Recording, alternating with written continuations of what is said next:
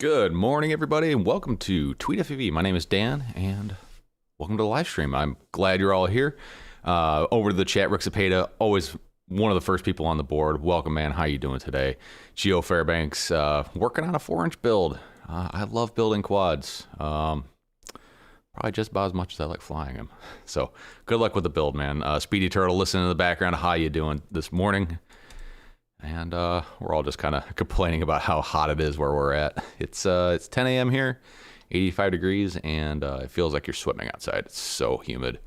And I swear, every time I grab the goggles and the controller to go out and fly pack, it just starts raining. Just super sunny, raining. I don't know. The weather here is weird. Robbie, how are you doing this morning? Well, everybody, this week has been an interesting week for FPV and drone flying in general. L. Leston, how are you doing, my friend?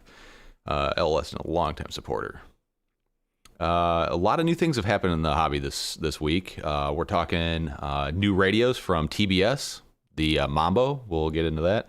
The FAA has actually finally released their recreational flyer test, like the knowledge test that you're supposed to have before you go fly recreationally. And this is required right now. That, like, as soon as it went live, you needed this to you needed a proof of completion of this test to fly your drone recreationally. We're not talking 107 here. We're talking, I'm going to go out and go fly. I'm not posting the footage. I'm not making any money off of it, just for fun. That is out. And we're going to do one. We're going to do the test here on the stream. I have a feeling if the 107 is any basis of how difficult this test is going to be, if you don't pass it, you should never, ever, ever fly. It is that simple. But we'll get into it. Speedy Turtle asks, how am I doing? I'm doing great, my friend. A little bit of housekeeping. If you want to get my attention over on the live chat, type @TweetFPV. It'll pop up in orange, kind of like these folks here. And if you really want to, if you really have a question that you want answered, hit that little $sign at the bottom for a super chat, and I will be sure to answer your question to the best of my ability. And if you notice over on the side here, we have the persistent live chat. YouTube is awful about retaining the live chat, and especially if you do anything with the footage afterwards, trim a quarter of a second off of it, it's gone. So it's forever immortalized right here. Also, if you're one of my if you're one of the people over my Discord, I have a live chat room over on the Discord that I keep track of. How do you join my Discord? Well, glad you asked. No one asked that. Go to tweetfv.com, and if you go there, you're brought to this website. This is my new website. I'm no longer selling my grips on Etsy. I'm selling them on my own website. tweetfv.com have several different items here for you to select, like expressional RS transmitters. And down here at the bottom, follow me. Patreon, Discord, YouTube, Facebook, Instagram, all that fun stuff. Hit that button right there, and that'll give you the link to get onto my Discord. And if you want to support me passively, over here on the left, bunch of affiliate links. If you click through those, you can buy anything on those websites, and I get a small portion of whatever it is that you buy. So that would be greatly appreciated.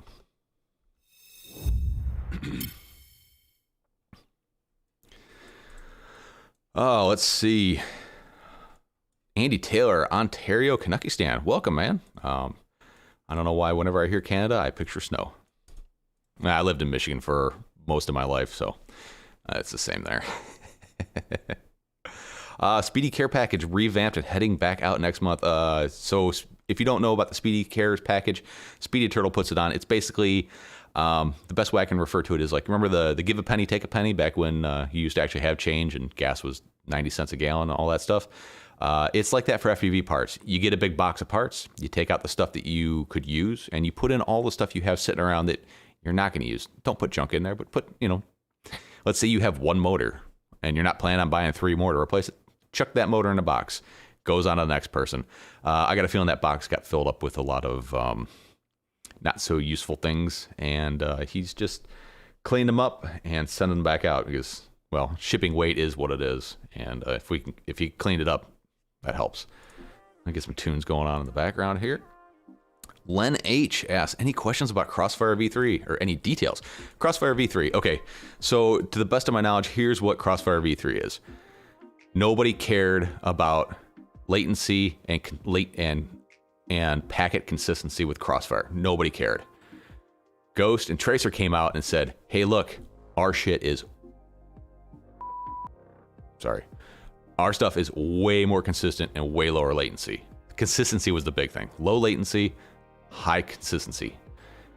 Crossfire V3 aims to fix that issue. It's a software, it's not a hardware issue. So nobody was really complaining about that. Nobody really cared. But now when you compare it towards other people or other companies that are making stuff that is better, now it shows up and people are like, can you fix this? And that's, I think, what Crossfire V3 is. That's what they're planning on doing with it. So it's going to be a software deal, not a hardware. It's kind of a lot like Crossfire Shot. Crossfire Shot sync the pulses of the OpenTX output commands with the output pulses of the transmitter, something FR Sky's been doing forever. But that is kind of like one of those improvements. Nobody was really complaining about it till people saw that there was an issue. So, anywho, that's kind of the gist of Crossfire V3, but more details will come out when it gets here. My only concern about Crossfire V3 is if TBS is going to only release... Well, I don't know. I think it's going to be a transmitter thing, not so much an OpenTX improvement. So I think it's an improvement in the transmitter. Michael Bergman, Bruce, we're talking about XJet here. Mentioned that the test certification, if you can call it that, is a great way for Big Daddy government to have all our names and addresses. Well, yeah, it is. There's lots of other things like that. You have a smartphone?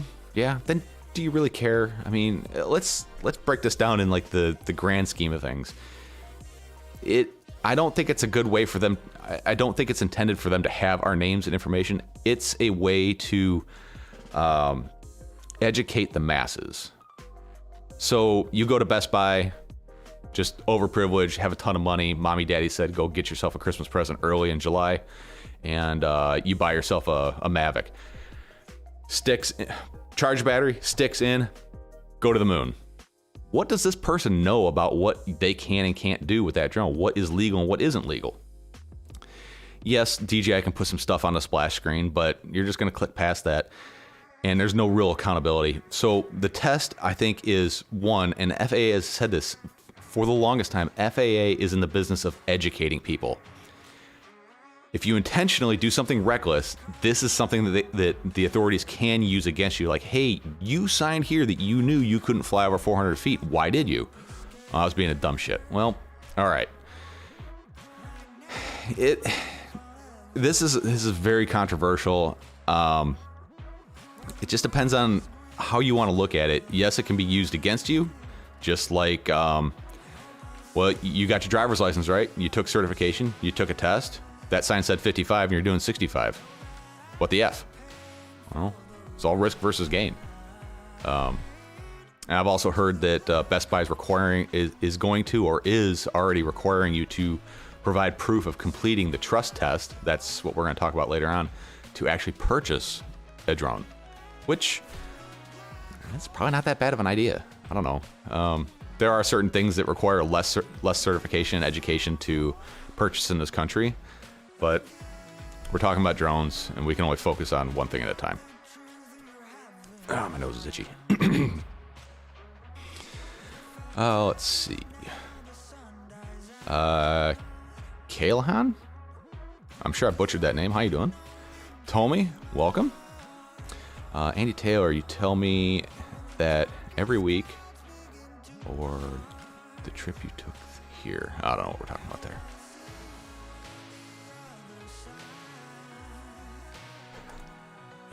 Speedy Turtle says he joined iGao 3 today. Yes, if anybody's interested in joining iGao 3, or if you're wondering what it is, it's International Game of Whoop. It's basically like a worldwide game of horse flown with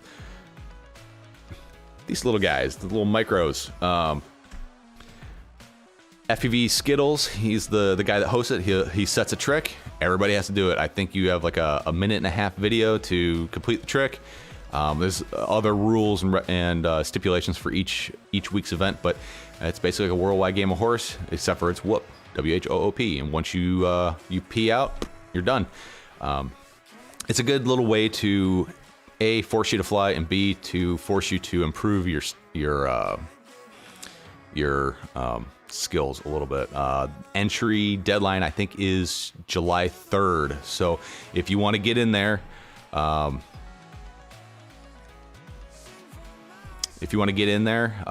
there's a link in the video description to get to the iGal registration page.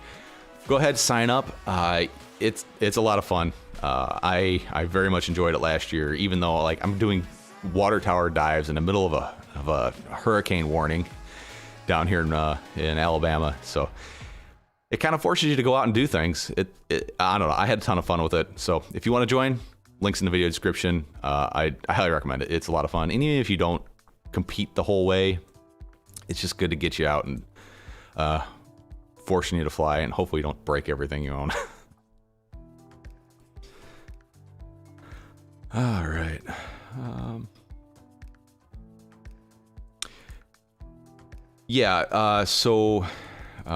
right. We'll talk about that Kearns JW there in a little bit here. Freestyle with the DJI Phantom V1. It's okay. So Athix, he says, I see both sides, and so if there's no standard of knowledge put forward, and then law enforcement has a really hard time holding anybody accountable. That's one way to look at it. And then two, the FAA has said so many times, we want to educate the public. They're not in the business of just beating people down. And like this came up on my Discord, and it was a big, long discussion. Let's face it, bot grinder is going to be the canary in the coal mine. If anybody's going to get busted, it's going to be him. So we'll just wait and see. But if you have any issues with law enforcement, let me know. Or not issues with law enforcement when it comes to, but I'm talking about when it comes to flying FPV drones. Kearns JW says, to that point, at 400 feet, I'm more worried at what they will say when you're under 400 feet and a helicopter hits your drone. Well, there's a very common misconception that manned aircraft can't fly below 400 feet. That is not entirely true. It just depends on what you get authorized by the controlling agency while you're flying. So don't think that because you're at 400 feet and less, there is no possibility of manned aviation being down there. It's a thing. They got to get to the ground somehow. Same thing with airports. Flying in controlled airspace, which is a lot. If you've never used the Lance app, download it and fire it up on your phone. And you will be really surprised how many active aerodromes are in your area, possibly. Mike Berwin says he likes the idea of Best Buy will be asking for it. Yeah. Athik asks if I'm going to Flow State in Atlanta. No, I'm not.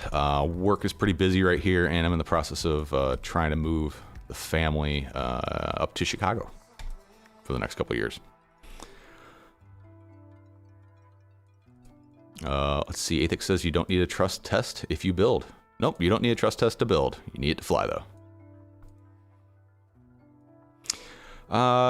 GMI Visual says I just sold all my TBS gear for Express LRS. That's a bold move there, Cotton. TBS is, and again, like if you've watched any of my videos, you know I'm not a huge fan of TBS, but TBS is trusted, solid gear, and Express LRS is still in development. It's still all beta stuff. So just fly it while, with the knowledge of that.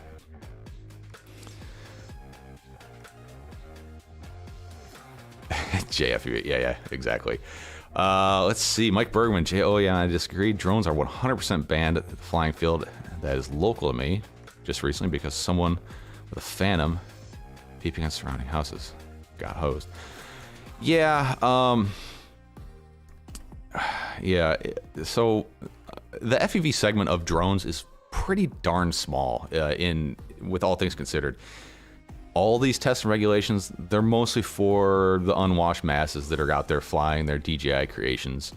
But, you know, there's been plenty of videos we've seen where people flying FPV have done really dumb and caused problems.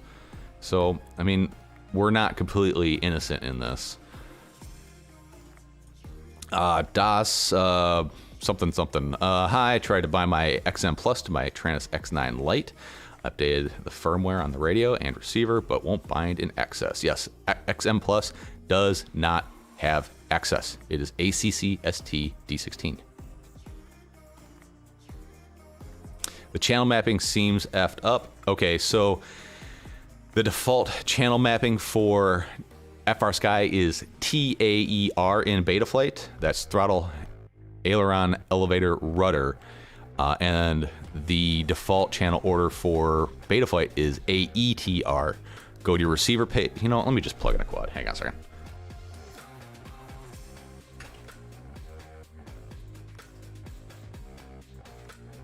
I mean, this is the kind of shit that a super chat would really be nice for, but hey, whatever.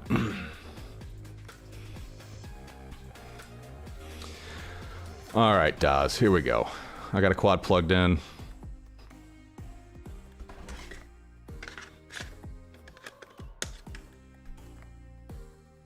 Welcome to Tango 2. Ah, crap. Telemetry lost.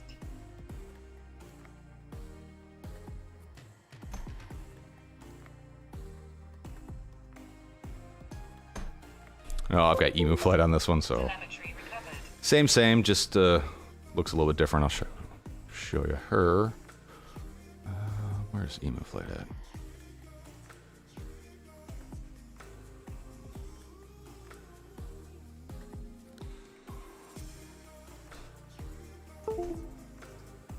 Telemetry lost.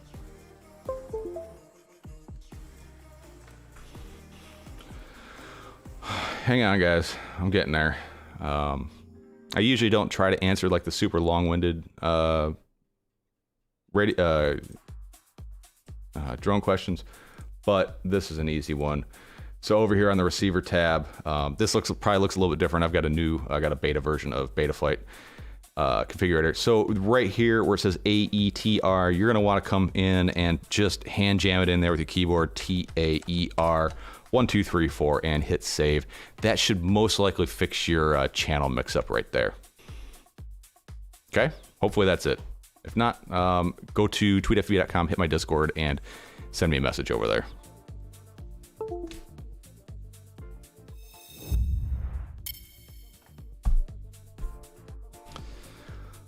Oh my goodness, where am I at?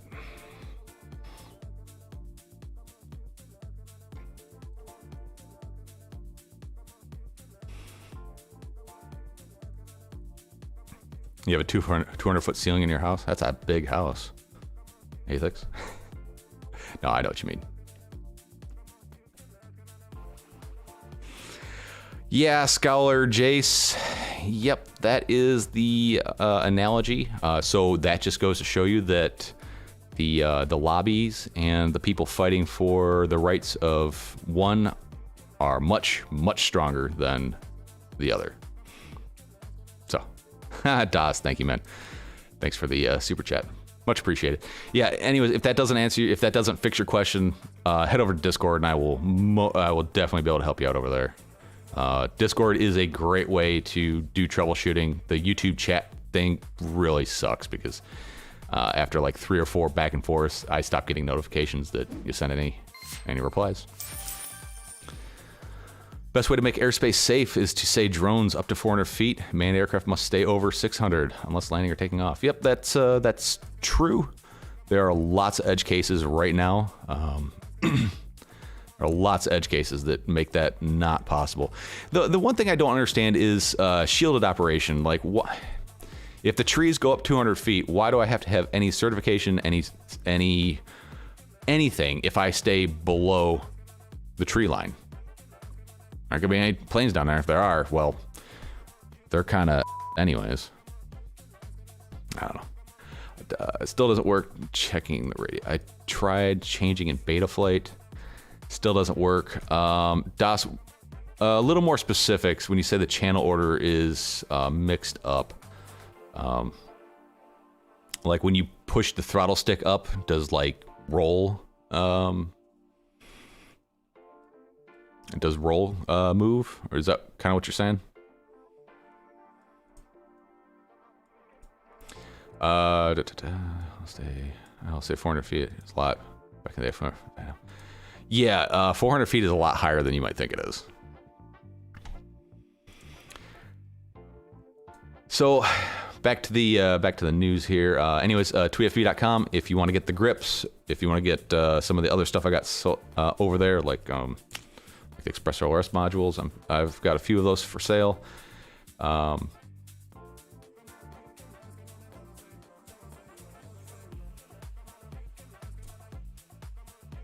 Yeah, OpenTX does have a default, and it usually is tied with whatever the version was, whatever radio it was that you bought.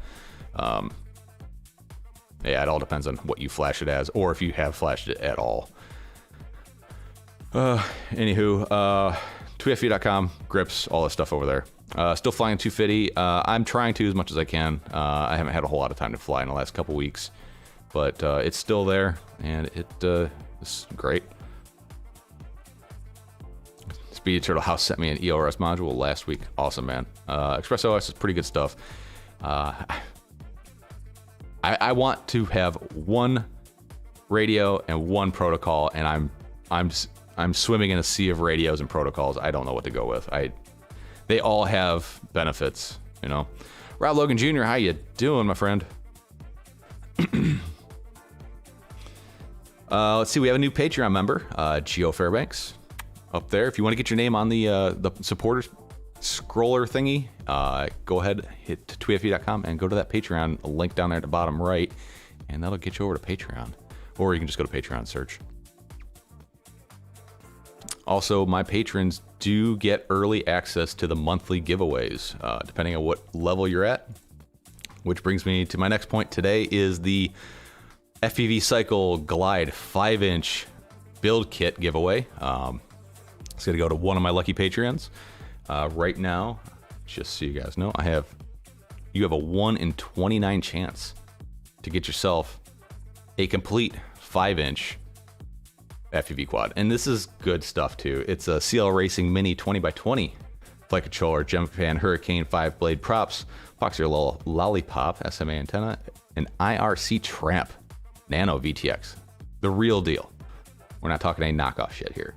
Foxy Razor Micro 1200 TV line camera, a set of Emax Eco 2 2306 1900 kV motors. This is intended to be a 6S build.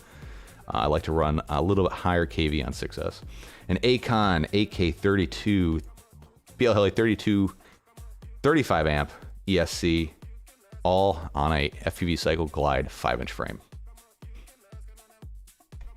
I don't even want to give this away. These are all parts that I want, and they're hard to find. I bought all the parts probably 2-3 months ago before things really started to dry up as far as the chip shortage goes, or whatever excuse we're using today. This one will be a box of parts. Unless you want me to build it for you, then I can certainly do that for you as well. Whoever ends up winning it. So if you're not a Patreon, head over to Patreon, sign up, and get that link. 1 in 29 is a pretty darn good odds.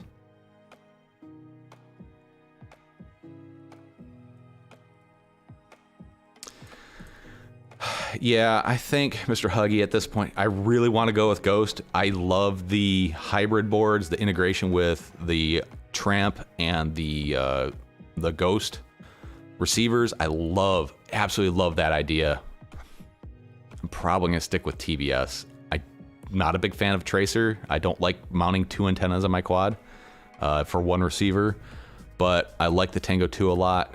I have the MAMBO coming. Business expense. I got to make grips for it, but I'm really interested to see how the MAMBO goes. If you guys don't know what the MAMBO is, it's TBS's new radio that they just announced a couple days ago. It's kind of a cross between maybe like a TX12 and a Tango 2, kind of like a hybrid of the two. It kind of looks like it's about this form factor. No big dingus switches on the top to break off. It has the momentary buttons and the latching buttons, kind of like what's on the Tango 2, which is pretty cool. It's built-in Tracer. Tracer is the native protocol for this thing.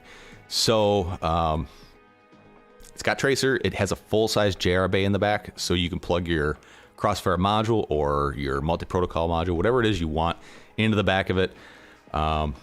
Looks like a good radio. They went on record saying that the shell is extra thick for that premium feel.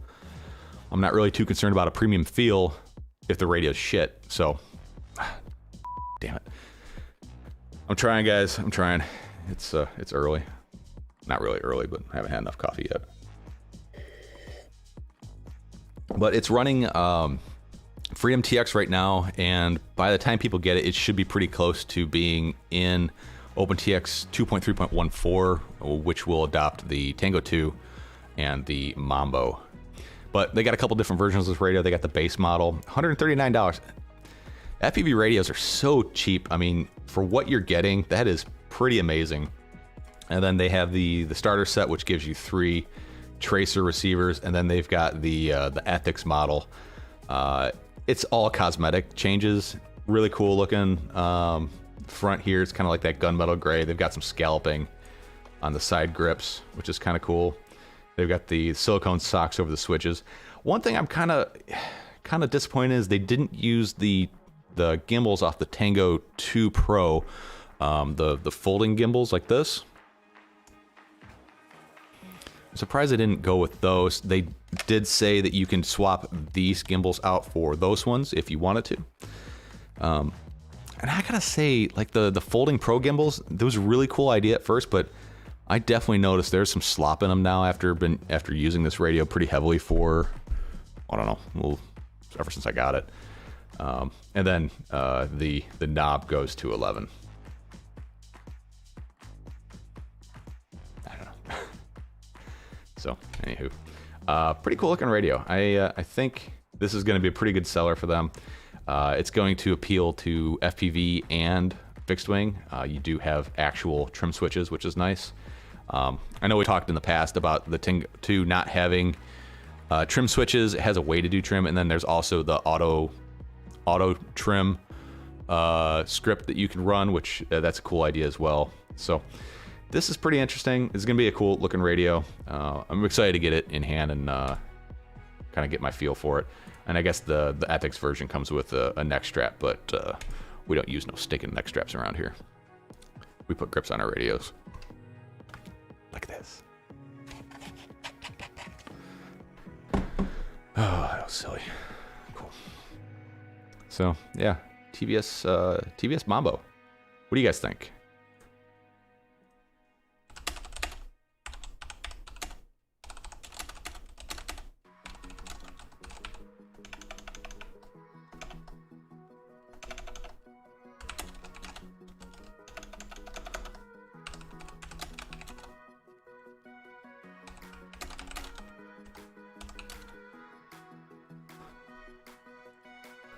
And I guess there's a new poll function here in YouTube, which is kind of cool. I just put one on there. Would you use the MAMBO? Kind of curious. It's not a very good poll question. Sorry. Oh man. Let's see. I like the thing on the Tango 2 as well. Yeah, I absolutely love the Tango 2. Anyone using Go 2, is Pro mode considered FPV mode? No, well, so Mike Bergman, the FPV mode is basically just having longer runtime.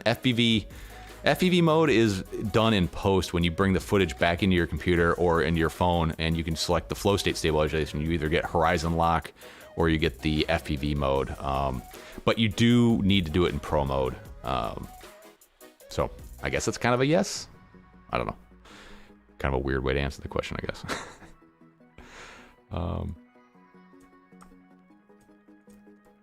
Thomas the choo-choo train. Let's see. What's the opinion of the radio not having external antennas. Well, the range won't suffer. Well, the range will definitely suffer, but it depends on what kind of antenna they used on the inside of it. If it's a PCB antenna, typically they're more consistent but have lower gain. It'll be interesting to see what's in there. Remember, we're running 2.4 gigahertz, so I mean, it is what it is. Range isn't great with 2.4 compared to 900 megahertz. Put the marketing bullshit aside. 2.4 gigahertz will not go as far as 900. This is a fact of science and physics. It cannot. Okay? Don't be fooled by marketing. But yeah, range will possibly suffer. They do have an external antenna kit that you can mount the... you can kind of see here in the pictures, there's a little bit of a light spot right there in the center of the casting, where I believe the external antenna kit will go. Oh, let's see.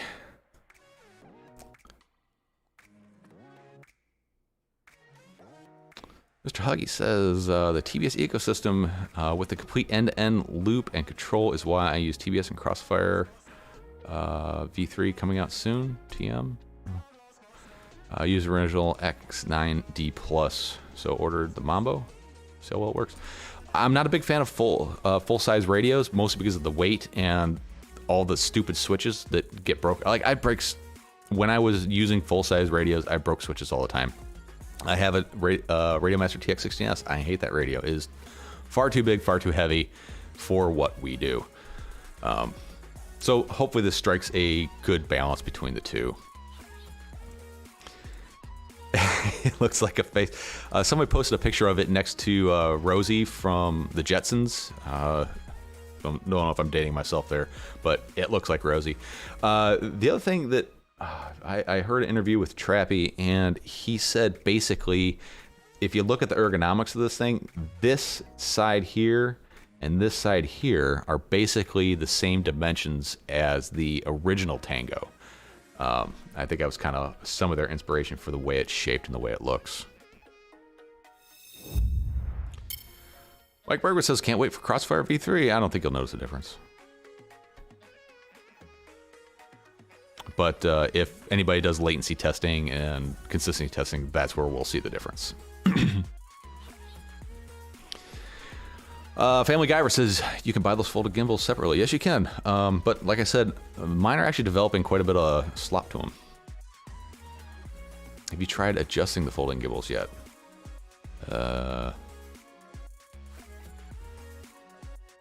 Adjusting them? I didn't know you could adjust them. Like, what part are we talking about, Mike? Athex says, when are you doing the giveaway? I don't know. How about 11:30? Got to keep you guys around somehow, right? Would you guys come here if I didn't do giveaways? All right, so we got a bunch of people say no, they wouldn't use the MAMBO, and it's almost half. Would you not use it because it's tracer, or because you don't like that style of radio? Let's see. MAMBO? Yeah. Is he Swedish? I don't know what he is. He's got kind of a funny accent to him. Well, I guess it's all relative, isn't it? I love my Tango 2. I just got it, although it needs longer stick ends. Maniac, I went the other way with them. I did the crown jewels and removed the bottom part so they could be shorter. Brandon Baked Beans, Triple B, in the chat. Welcome, buddy. How you doing? I learned to dance the mambo and the tango, but I've never fly them unless it was easier to use for my needs. Rob Logan on a 75-day streak, and his daughter turns 5 tomorrow. Well, happy birthday to her.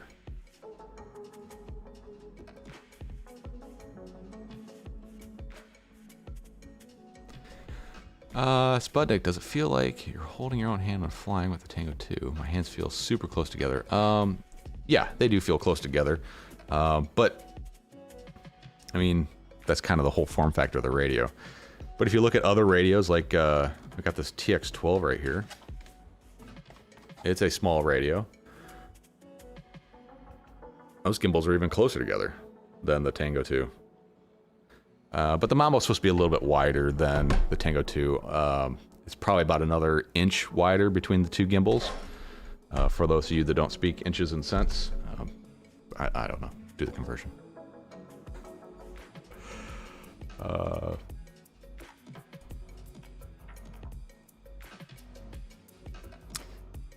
Media's 12 to get route easily inside a plastic case. Yeah.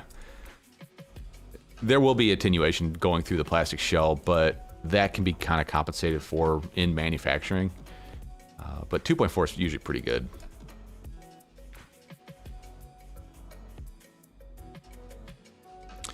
The only two things I wish it had would be the three-way switches in the style the Tango 2 had and built-in crossfire. Yeah, I do like the rocker style three-position switches that the Tango 2 has over the Dingus arm switches. And I guess the logic behind it being tracer built in and having a full-size JR bay is it's a full-size-ish radio, so people who are coming from full-size radios probably have a full-size JR crossfire that you can pop into the back of that. That's kind of the logic behind it. I wish it had crossfire and tracer built into it and then still had the external bay, but I don't really know if OpenTX is really set up for doing things like that.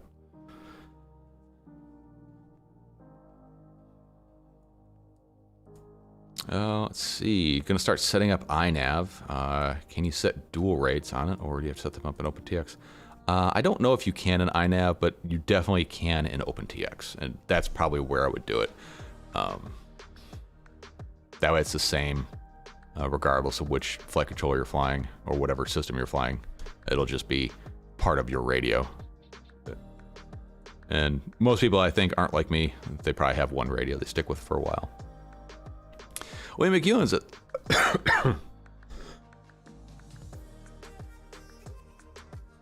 Sorry, guys. William McEwen says, where'd you go? I'd get the Mambo if I didn't have the TX16S, probably for smaller size. The TX really does take up half my backpack. Yeah, that's my big complaint behind the X9Ds and the full-size jumper Radio Master radios. They're just so darn big for what we do. Like, I remember when I got into the hobby, everybody was bringing their radio in these aluminum-clad Pelican cases. It's just like, what the hell? This is not going to be a good bleepy stream. My bad. Andy Taylor, I use the QX7 with Access. It's awesome. Yeah, it's a great radio. It can do everything. It can do Tracer. It can do Ghost. It can do Express LRS. It can do Crossfire. It can do D8, D16, Access. Just all depends on what kind of things you want to plug into the back of it. Athex, what's your minimum for Patreon on giveaways? $2. So the $2 or anything under $5, the entry link for the monthly giveaway will be live when I start the live stream. $5 and up, I make it live when I post the giveaway details. If that makes sense. Archer RS receiver is really good with OpenTX 2.3.12. The race mode has become integrated into OpenTX, so it does enable the low latency for the Archer RS receivers. I have yet to test that claim. I've been trying to make the latency tester. I'm not having any luck with it. It's something I gotta look into. Speedy Turtle loves his X-Lite. I loved my X-Lite too. I just wish the gimbals were bigger.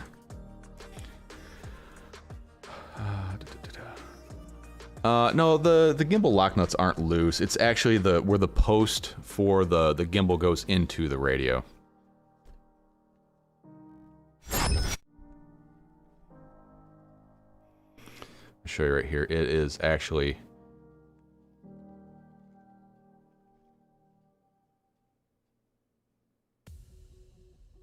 like there's a little bit of play before the gimbal actually starts to move. I don't know how well that translates into video, but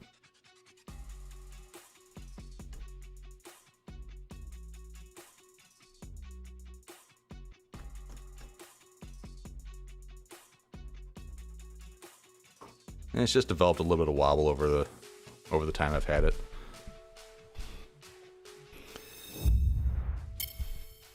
Feels like I've been flying it for years, but I don't think it's been out that long.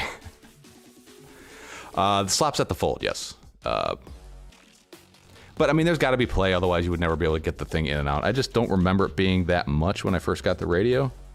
And you know, like when I did my review of the Tango 2, I was not impressed with the gimbals. I took a lot of shit for that. Everybody swear the gimbals were God's gift of gimbals. Mine were gritty and just did not like them. They've gotten a lot better with use.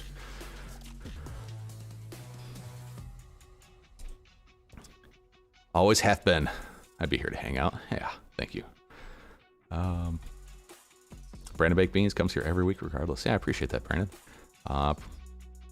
Brandon Bakes Beans, very active over on the Discord.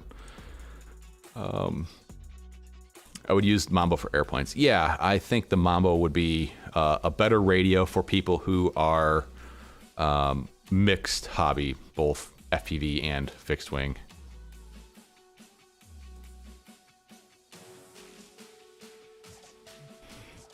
Super glue that joint. Yeah.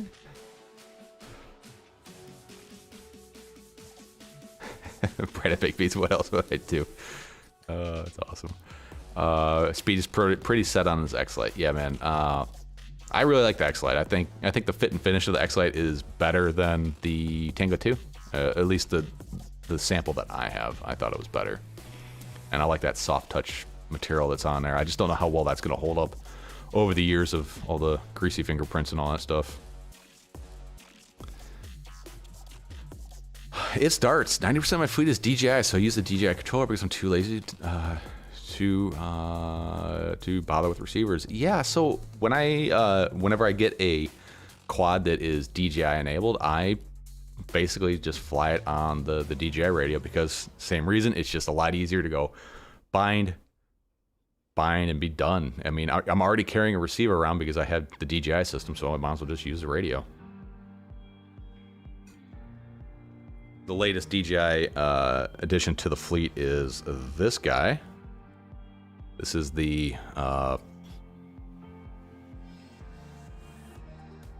Firefly Hex Nano. This comes with a naked Vista pre-built, and that is way more surprising to fly than I thought it would be. Way more agile, way more power, way more acrobatic than I thought. I figured it was going to be like a big tiny whoop as far as performance goes. No, it's like a small, like full-size-ish quad. It just has a ton of power. Really enjoy flying it. Current JW says, for me, all the JR modules must seem like a good upgrade. It was either that or the TX16S. I think I would go with the MAMBO over the TX16S. Actually, I would go with the TX12 over the TX16S personally. I just wish the gimbals were better on these. But I like this form factor. It's about the right size. Hits all the bells and whistles. It doesn't have the by 4 internal module on it, but it does FR Sky, which is really all I care or fly. Full size JR bay. Internal 18650, or it has two 18650s. Internal charging. The gimbals actually feel really nice on this. I just wish they were a little bigger. USB-C, you know, it ticks a lot of the boxes, but it's not a very popular radio.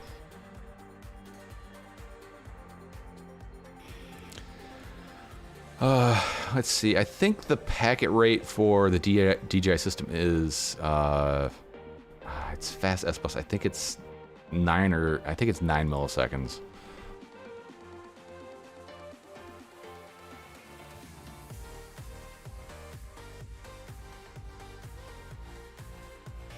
Yeah, I got tube of that Nano-Gel stuff coming. I typically take the receiver or the radio part and I will polish the throttle bar and just put a dab of grease on it. Usually something with the PTFE in it. Does anyone make a JR bay that I can slot a nano or light module into? Yes, there's a couple of them available on Banggood.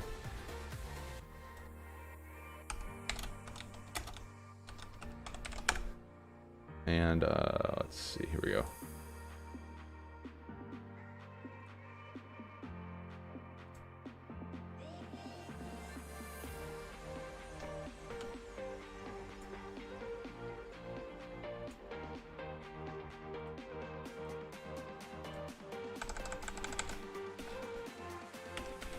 There you go. I think that's what you're looking. Oh, damn it. Too long. Hang on.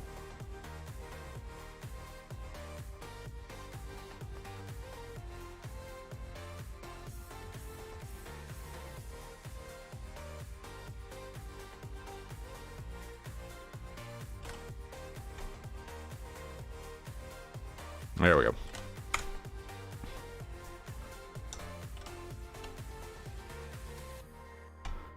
That's the adapter I think you're looking for.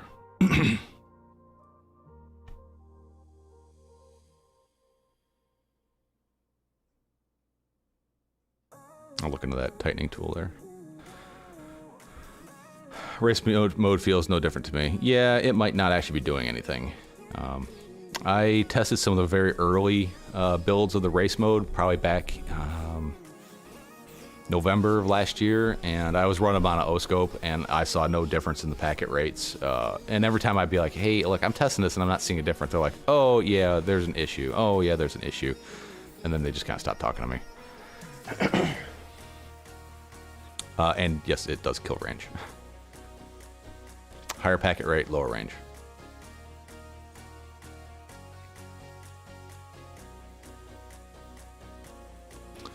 Just going back through the chat here, it jumped on me quite a bit. The non-pro version with the solid gimbals are solid. Yeah, I would probably choose that one if I had to do another Tango 2, but I do like how it folds up and kind of it's self-protected. You chuck it in a bag.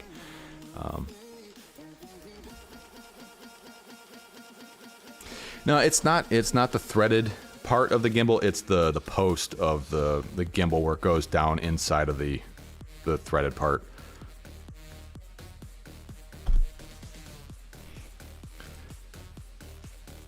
Oh man, YouTube chat is just so annoying.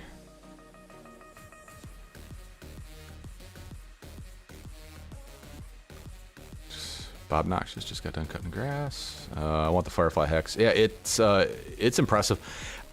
I'll be honest, I don't know how much I would fly it. I would certainly fly this with a GoPro on it over like the Beta 85X or anything like that.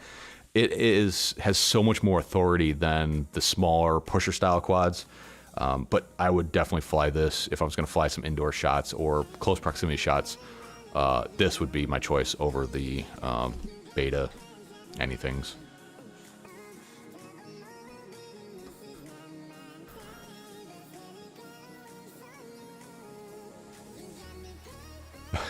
Andy Taylor asks, when's Rob winning the Glide? We'll see. I just like the HOA, but it keeps the values up the houses. Yeah, the HOAs aren't bad, but it's the HOA Karens that are the bad part. I've never lived in HOA. I've had friends that have. It's one of those things I intentionally look for when it comes to time to move, is to not be there. Let's see. Brandon Baked Beans says, you think you use silicone grease instead of Nia gel? It's not the same. Not even close. Super Lube makes my gimbals creak and squeak more. Nia gel is great. Yeah, I've used Super Lube. I've had good results, but I haven't tried the Nia gel. I'm really, really excited to try that. I should have it here the next couple days.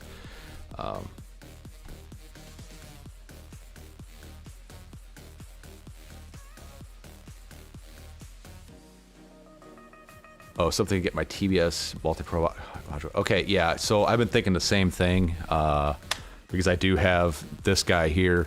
I'm sure that there will be something that'll come along for that.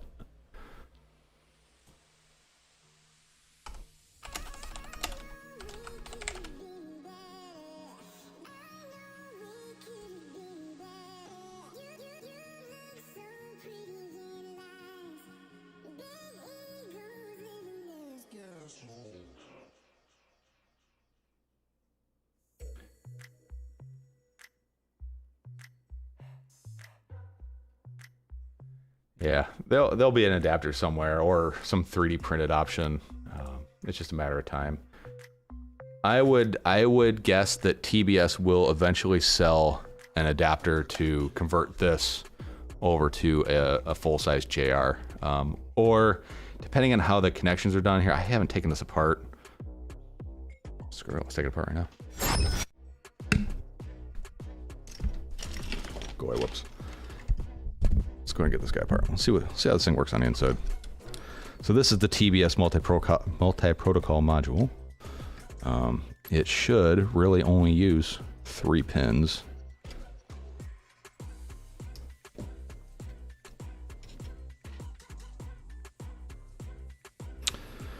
Let's see.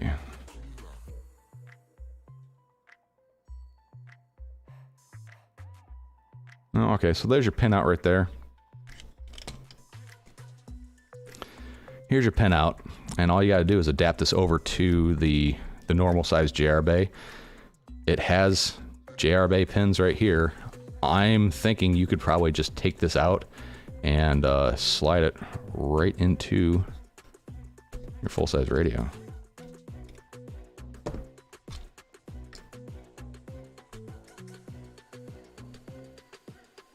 That would be my guess.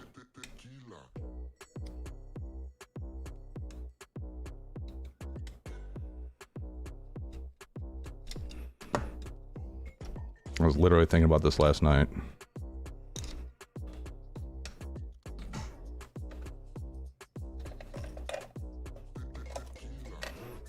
It's almost like they thought of this. So it looks like it's just a normal JR style board that they've adapted over to use the micro or the JR Lite style bay. So this shouldn't be a very heavy lift to make this thing work for what you're trying to do. But if I figure something out, I'll definitely be making a video for it for sure. I'm sure someone else will come up with a way to do it before I do. Got a lot of other stuff going on. You know, I'll put that together later.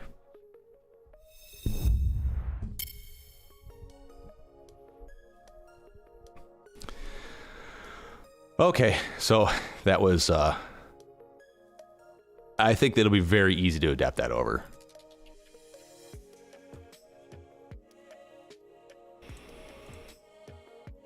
Let's see, go back to the chat here. Have you looked at the FPV Cycle Tooth Fairy 2? I have not.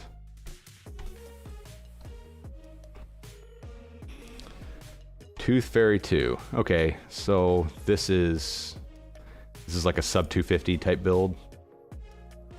Guessing probably 12 by 12 mounting. Okay, so this is going to be kind of like the 250 builds. 12 by 12 mounting, so 2004s, things like that. Oh, so that's a 5-inch Tooth Fairy, 3-inch Tooth Fairy, so 1404. Yeah. Yeah, I mean, it looks like a good frame. It does look way simpler to build than Tommy's frame. I don't know if I like this. These press nuts coming through, but I think he's trying to use a lot of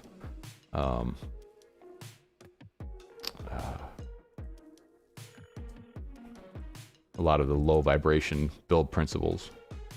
But that's just gonna cause issues with putting a battery up there. That kind of is weird and annoying. But it's to reduce vibrations, I'm sure.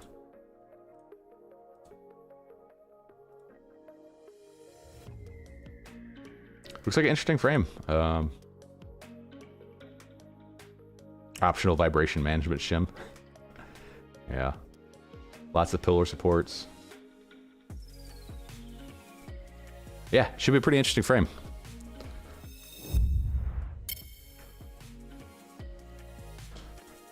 Let's see, what did I print? No, they came like that. These are polycarbonate. These prop cards came with those.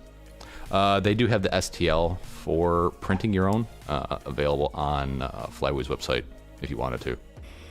But I would print them out of probably PETG. I print everything out of PETG. Or nylon. Nylon would be a little bit more durable. Still have a little bit of flex to it.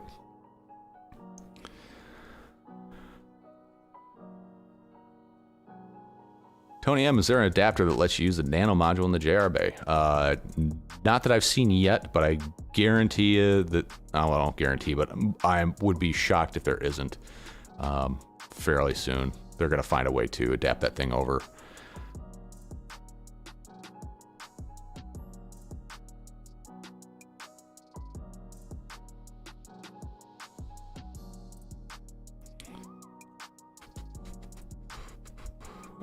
Let's see.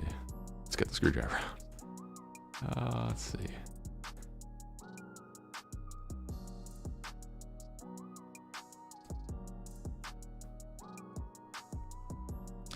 Yeah, Athex, Tommy's frame is not an easy build. It's a lot of little bits and pieces that will make you want to punch a hole in the wall the first couple times.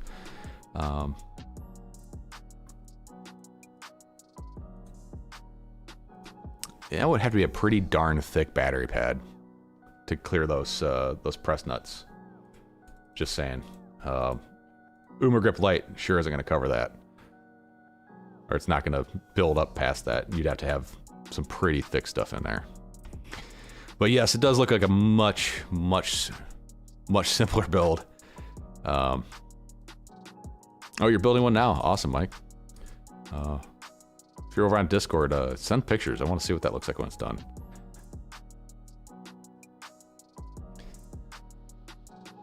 Let's see. Had some conversation on bricking radios over on the Discord this week. FR Sky or all these OpenTX radios, you can't brick them with software. It's not possible. They're always recoverable. The only way that they die is with actual hardware failures. Biggest one is the X9D. People will open it up and they'll disconnect the ribbon cables between the two halves with their battery still connected. The second you do that, you fry the processor inside those radios. So just keep that in mind if you ever open up the X9D and are working on it. Athex asks, did you change the hardware on the 250 yet? Yes, I did. I got rid of all the aluminum hardware and I exchanged it for titanium. Just a slight weight increase. I don't remember what it was. I had pictures on one of the live streams. Let's see, we talked about iGao 3. I haven't submitted my video yet, but I plan on to probably today or tomorrow. We talked about the MAMBO stuff, and next, let's talk the FAA trust. We talked a little bit about this. This is this is a backronym. They came up with the acronym before they figured out what it says. So trust is an acronym for the recreational UAS safety test. Yeah. Brandon Baked Beans. All right, man. We'll see you later. So the test is free. There's a lot of different places you can take it. I'm just going to take it over at the AMA just because that's, why not? Let's see. I'll go ahead and start the test.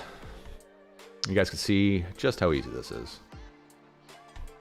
And luckily the government's not hosting it because the test would never, ever work. So, yep, course overview, blah, blah, blah. We're just going to keep going through this.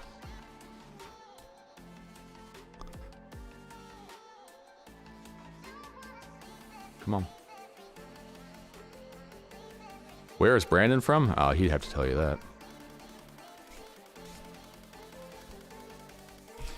And let's see, we just have a couple things to talk about first. Fly for recreational purposes only. This is not a replacement for the 107 test.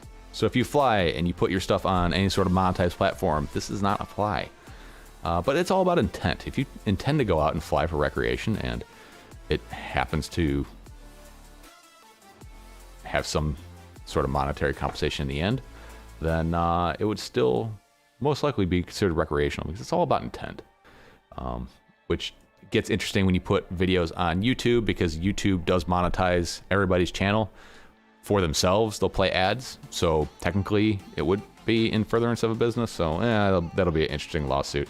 Follow the safety guidelines of a CBO. There is only one CBO that I know of, and that is the AMA. Got to be in visual line of sight. Never interfere with manned aircraft. Airspace authorization in controlled airspace. That's the Lance app.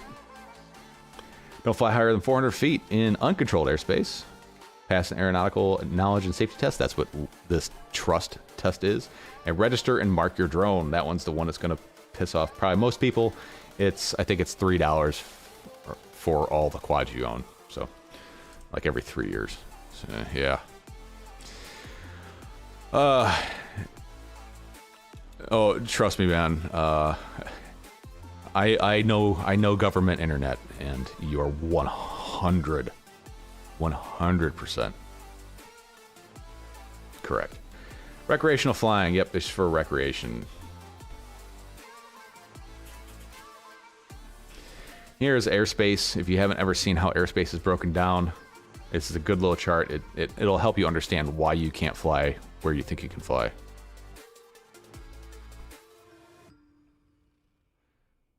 There we go. Athix says, oh, this is the trust test. I'm fully on board for that. All right. Hey, if you guys want to follow along. No, it's not 107. 107 is, you got to pay, you got to actually study.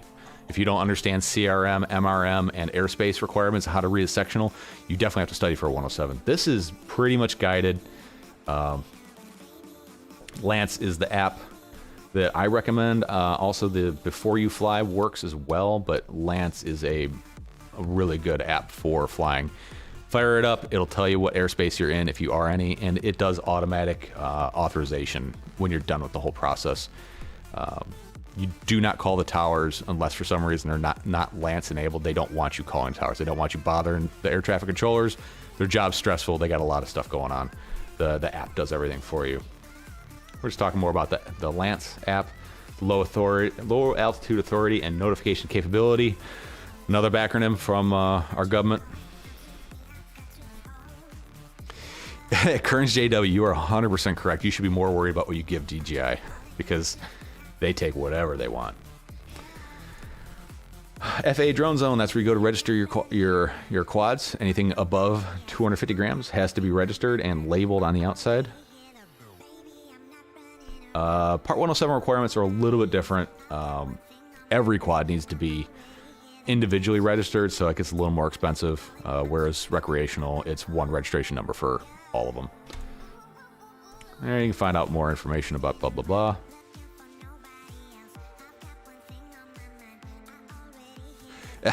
Mike Bergman, yes, it's an upside down Devo hat for sure.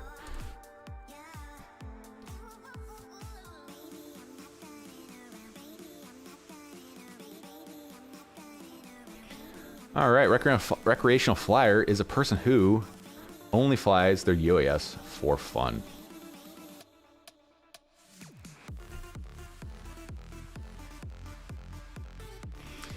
Recreational flyer does not need an airspace authorization. Which type of airspace? Uncontrolled. Remember, controlled airspace, you need to use that Lance app. This is all about education. That's all this is. What can be expected during a presidential visit or major sporting event? There will always be a temporary flight restriction, a TFR. Again, that Lance app will tell you if there's a TFR in your area that you may not know about. Maybe you fly in that area all the time. Something's happening, some high profile events happening, they'll pop a TFR on there, and you need to know that. There are certain agencies of the US government that enforce TFRs, if you know what I mean. How can recreational flyers find information about the airspace in their area? Use the Lance or the Before You Fly app.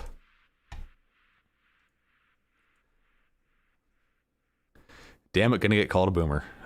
Yeah, I get called that all the time at work. I've been submitting videos to my group chat at work, how to speak millennial, or Gen Z, sorry, how to speak Gen Z. I'm working on it. I'm not very fluent yet. How can a recreational flyer get airspace authorization through Lance or Drone Zone?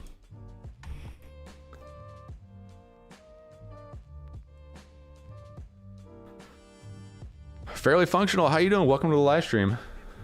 In what area could controlled airspace normally be found? Near airport cities and metropolitan areas.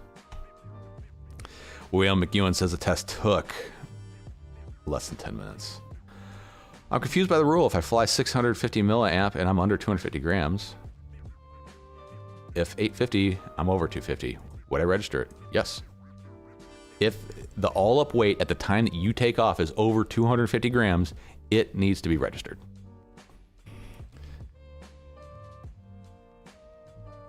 What is the maximum altitude a drone can fly above in the ground uncontrolled airspace? 400 feet. 400 feet is as high as you can fly. Part 107, there are different rules as far as altitude and all that stuff. Prepare your drone. All right, we're going to talk about maintenance and inspections. Ethics later, if you're Part 107 certified, do you need to run a transponder flying recreational, or is that including sub 250? Check yourself. Check yourself before you wreck yourself. Don't be under the influence of drugs, alcohol, or even in a bad mental state. You just broke up, had issues with your old lady. Probably shouldn't fly if that could influence the way you fly. Check the weather. Always gotta check the weather. Ethics later, if you're Part 107 certified, do you have to run a transponder flying recreational? Also, is that including sub 250? I would have to look into that. There's a little bit of overlap between the Part 107 and the recreational stuff. From what I'm reading, if you're 107 certified, you are never recreational, or none of the recreational applies. I'd have to double check and reread through it. It gets kind of murky. And then 107, if you're under 250, I still believe you do have to register every drone under 250 for 107 flight. Check your drone. If your drone has a manufacturer's inspection criteria or recommended inspections, use that. If not, do a good overview. What should a recreational flyer do to reduce the chance of an accident with another aircraft? Avoid distractions and be aware of their surroundings. So Baby Tooth needs a transponder. If it's over 250, you don't need a transponder to fly recreational. Yeah. Oh, that's a good question. So Baby Tooth needs a transponder. If you're flying 107, oh, you know what? I'd have to go back and double check what the 107 rules are on that stuff. I can't remember off the top of my head. Check your drone before and after each flight is a good idea because it's time when damage can be identified. Well, of course. It's pretty common sense, guys. Yeah, you know, and all the people who are bitching about all these rules and regulations coming down, what did you do to contribute to not having this happen? Did you donate to the AMA? Did you donate to the Freedom FPV Coalition Fund? Did you contact your local senators and representatives? Did you comment on the NPM comment period? Not that that would make a difference. But I feel like a lot of people in this hobby like to sit there and go, oh, this sucks, and not do anything about it. And then when it happens, they just bitch to high, you know what, when it does happen. Who's responsible for making sure a drone does not fly too high? The person flying the drone, obviously.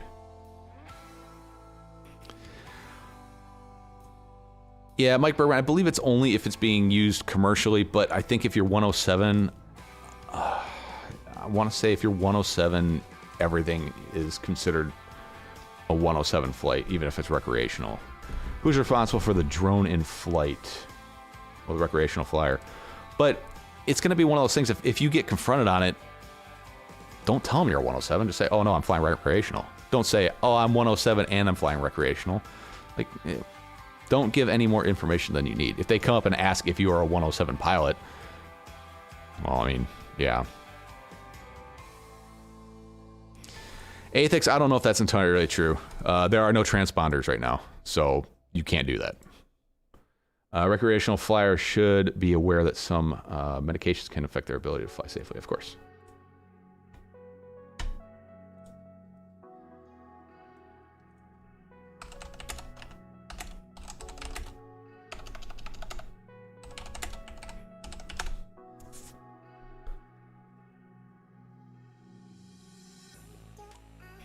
Recreational flyer must be aware of that windy conditions can make the drone more difficult to control.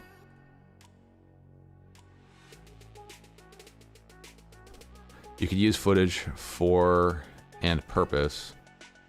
Like they want to hold us all to 107 rules, so this is just a start. Yeah, You're not right. You're not wrong.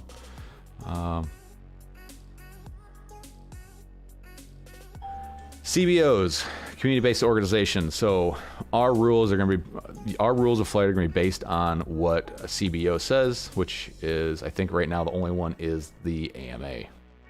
Maintaining visual line of sight. You have to have visual line of sight. If you're under the goggles, you have to have a second person flying, or second person next to you watching your drone. Because we all do that.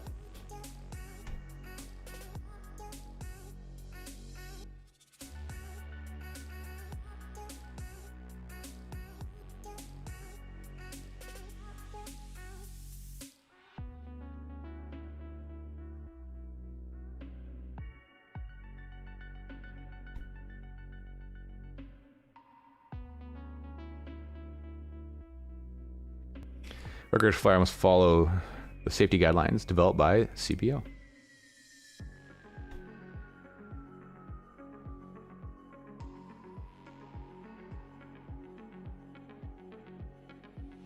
And Mike Bergman, yeah, if someone can't answer these right, they shouldn't be allowed to open the front door. You are 100% correct. Recreational flyer must always keep a drone within the visual line of sight. Yes.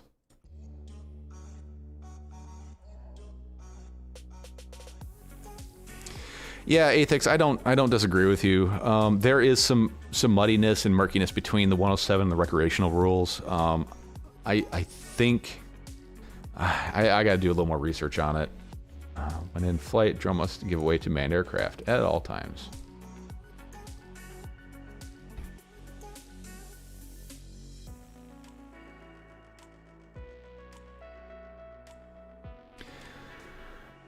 Being a visual observer allows the recreational flyer to fly a drone beyond their visual line of sight. That is not true.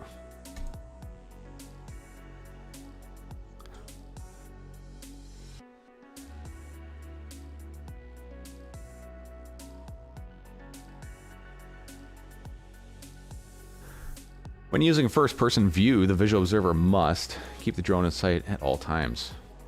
Be located next to the recreational flyer using FPV, or all the above. All the above. So there was a Rotor Riot video where they flew beyond line of sight, but they had spotters communicating with radios along the line. That's technically not right. Let's see. Rick Cepeda says you hit the nail on the head. If you're flying at a park for fun, even if you're a 107, it's not applicable in that situation. So don't even disclose the information. Exactly. What on earth is that? Is that Dragon Link? What is this? What is this mess here? What is this? And we're going to talk about the control link, never fly team failsafe.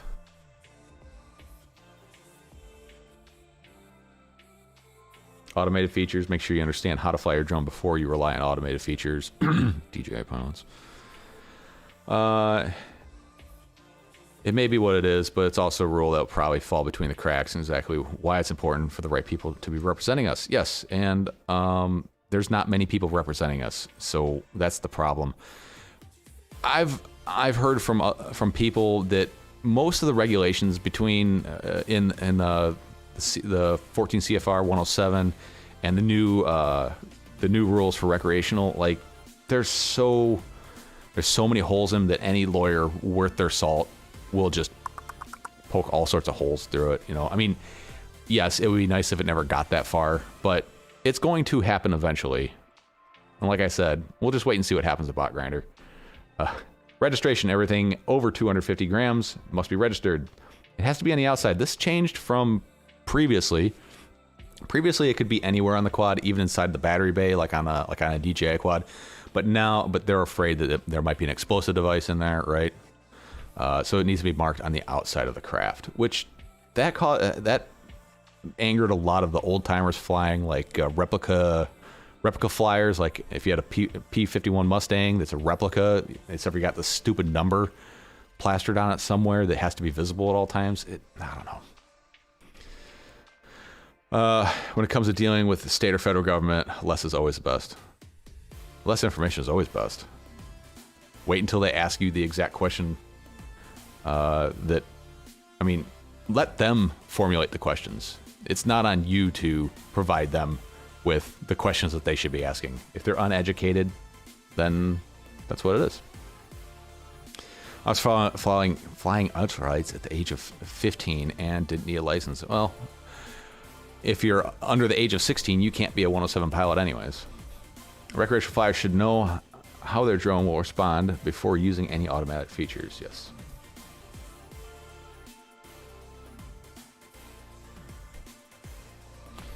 Before flying your drone for the first time, it's a good idea to notify the people that you'll fly for. Read the manufacturer's safety information. There you go. Nothing yet. We'll see what happens. Like with all this, the regular, like, let's face it, the people who typically do the most that violates the rules are the ones that are going to get sought out and corrected or reprimanded. Nothing's happened to him.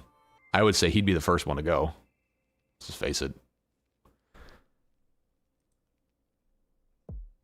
He's the canary in the coal mine. We'll put it that way. If asked, what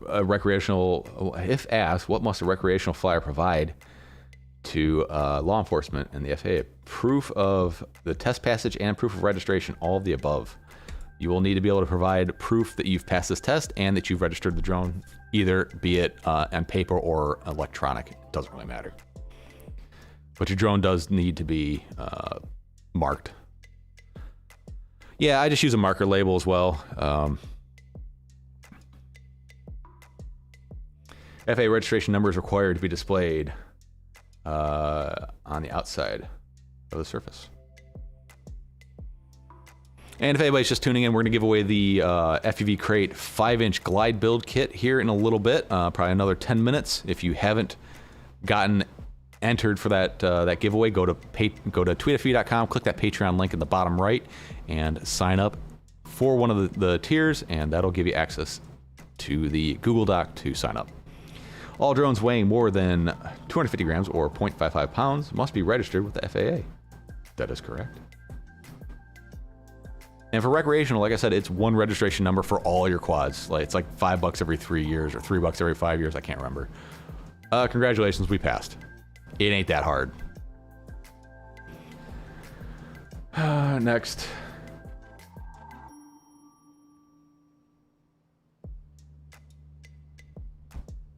Yeah, I'm rooting for you, Rob.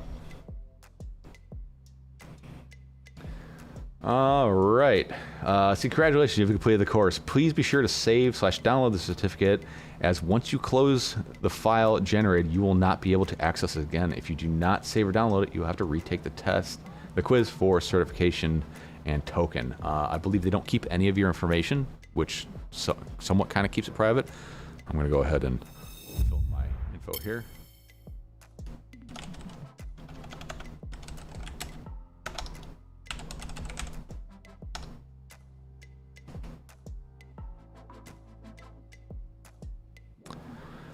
All right, let's see, where's my OBS window? There we are.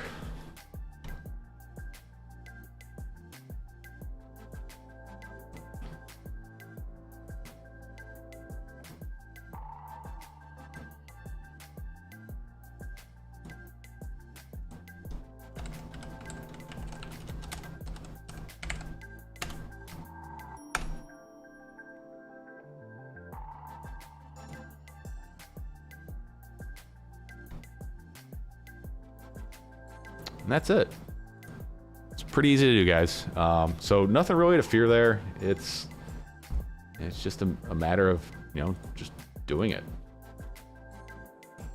If you want to. I mean, I'm not saying you have to. The government's saying you have to. But, it's all about your level of participation. What do you want to do? Let's see.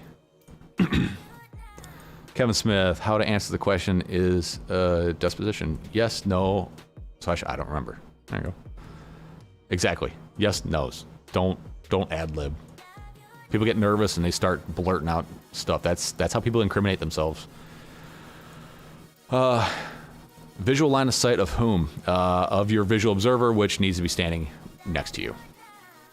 I don't like that question. I don't either. There's a guy on an original Double live stream. I don't know what that means. Who was showing new guy with DJI FPV drone ripping over busy streets, over busy amusement park, and a roller coaster. It's on YouTube. Yeah, that's the issue. People that are hopefully he's uneducated. I mean, if he's educated and knows what's right and is intentionally doing it, then that's how you really really screw yourself up.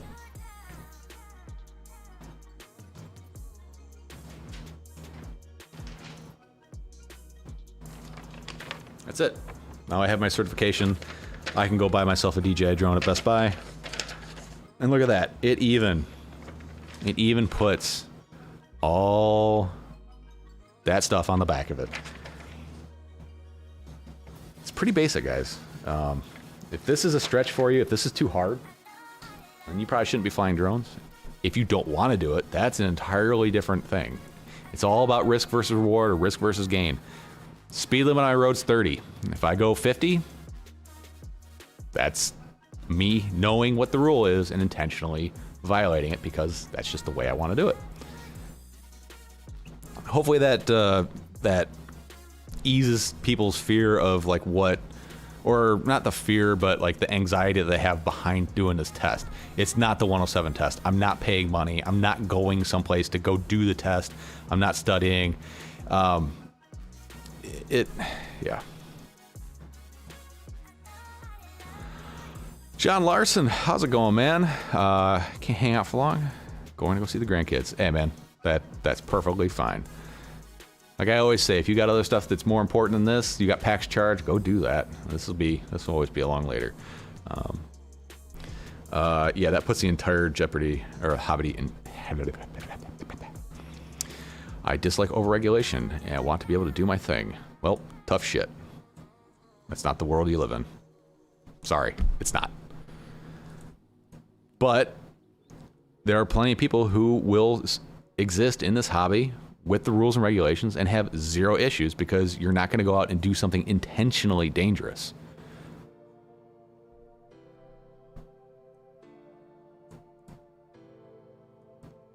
I'll be sure to take that test as soon as I get done registering my drone. Yeah. If you were it, all right. This is me talking to you guys here. If I wasn't a 107 pilot, I don't know if I would do any of this shit. I'll be honest. But I am 107 because of the whole YouTube and the Tweet FPV thing. I need to do that. But yeah.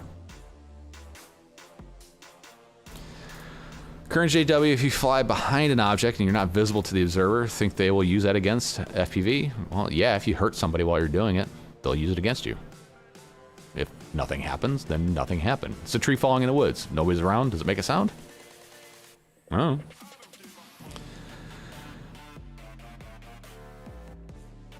In the recreational registration, they ask for my inventory. We build ours, and who's the manufacturer, what model? I think I just put self-built. Again, as you can tell, this is all pretty much designed for DJI pilots, to be honest. But we fall under their rules. Unfortunately. All right, guys, a couple more minutes left, and we'll spin the wheel for this FPV Cycle Glide giveaway. You have a 1 in 30 chance right now. 1 in 30. That's pretty good. If you want to get on it, $2. $2 will get you entered to win the drone. Well, it won't enter you to win the drone, but it'll give you access to the entry form. So if you want to do that, go to, I'll just give you the Patreon link because that's just smarter. There you go. If you want to get on it, do that and sign up. Oh my God, Athix, that was an incredible video. Yeah, I don't know where it's at. Let me find the link to it. You guys gotta watch this.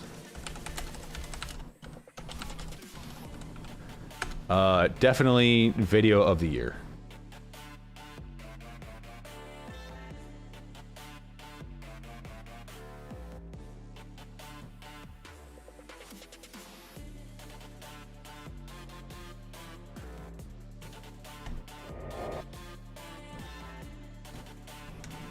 Yeah, this is the place. You gotta see this video. Yeah, Das, how do I join the giveaway? Click that Patreon link up there and sign up.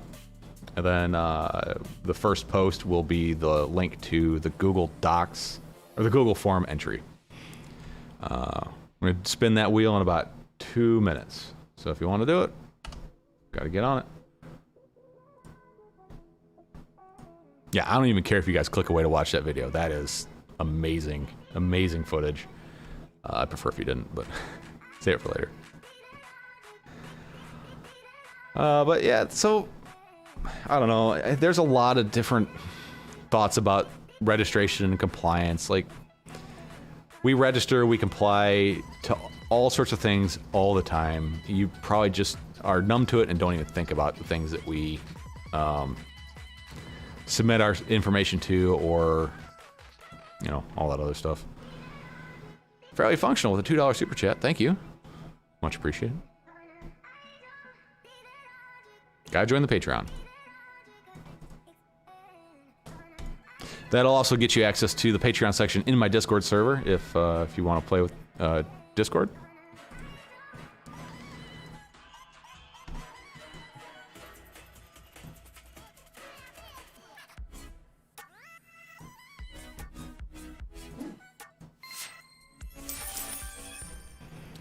Let's see what we got going on here.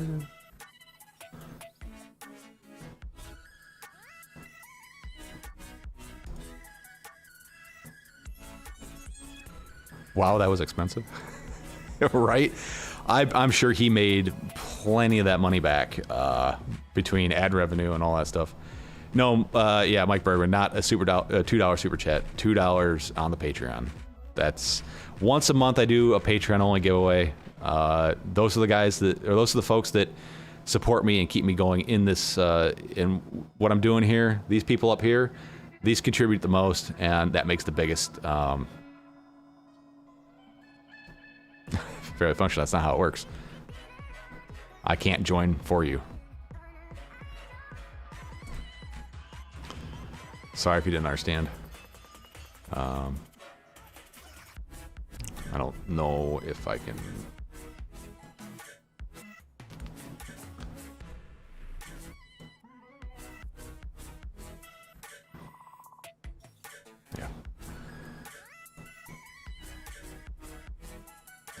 Yeah, I'm sure he got it back very quickly. Bob Noxious, join Patreon. Thank you much.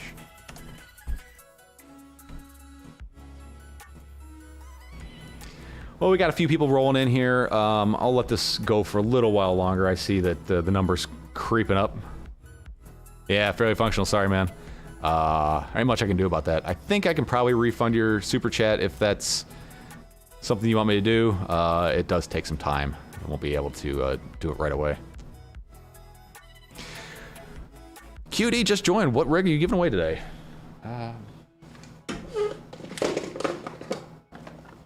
Maybe I'll just show you guys.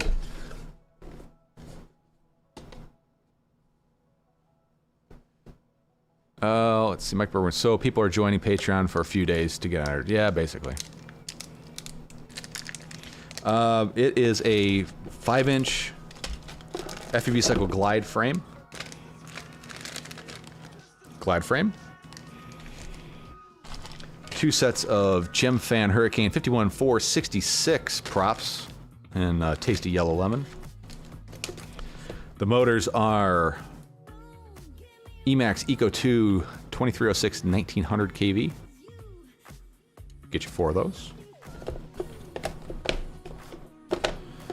Flight controller is the CL Racing F4 Mini. It's a F405, so it's not the F411, so this is the better of the F4s. It's MPU 6000 gyro. This ESC is the Acon AK32 BL Heli S, or BL Heli 32 ESC. This is a 35 amp ESC. VTX is the version RC Tramp Nano, probably the best smaller size VTX on the market. Camera is the Foxeer Razor Micro. 1200 TV line camera. Antenna, the Foxeer Lollipop V3 in right-hand circuit pliers. If you're a left-hand person, let me know, and I'll send a left instead of a right. A couple of stickers.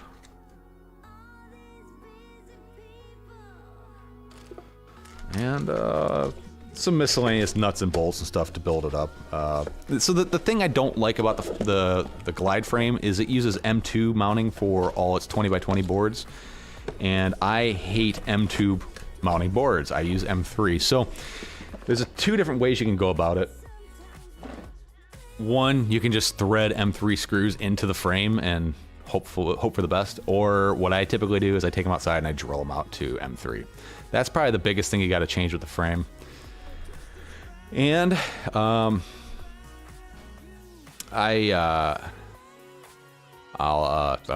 words. Hamster fell off the wheel there.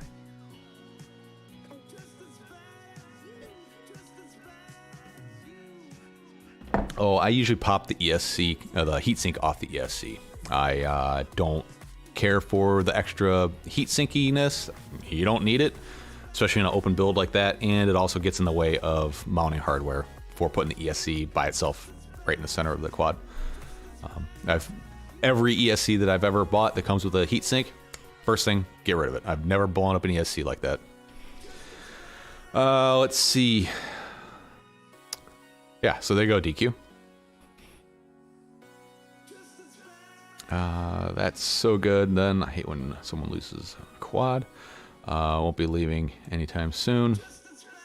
Does beer money count, or do you need to join the giveaway tier? $2 and up will get you. So Family Guy, the way it works is the $5 and up. I'll put the link live to the Google Doc or the Google form. Sorry, geez, words. $5 and up. That will be live to those people when I make the post. Under $5, I will make the post public to them when I go live with the giveaway video. So like all the $2, all the under $5 folks, they got the link this morning at 8 a.m. my time, 10 a.m. my time. So that's the difference there. So one, you need to be around for the live stream. The other one, you can, set it and forget it.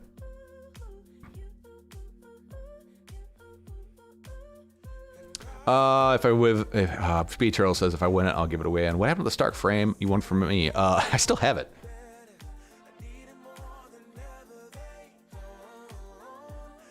This guy? I literally haven't even plugged a LiPo into it. Oh, no, I have, just to see what the LEDs look like, because this has the house LEDs. I haven't done anything with it. It's going to be a giveaway for sure. I just haven't gotten around to it. Maybe this will be next month's giveaway. What do you guys think? Maybe give this away next month?